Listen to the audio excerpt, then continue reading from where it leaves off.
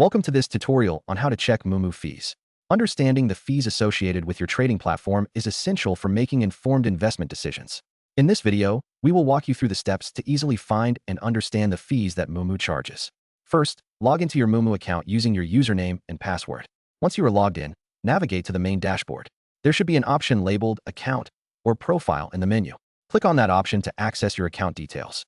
Within this section, look for anything related to fees or commission. This is where you will find a breakdown of the fees associated with trading on Moomoo. Next, review the list of fees presented. Moomoo typically charges commissions on trades, which may vary depending on the type of trade you are executing. There could also be additional fees for other services, such as margin trading or market data subscriptions. Make sure to take note of these fees, as they can impact your overall trading costs.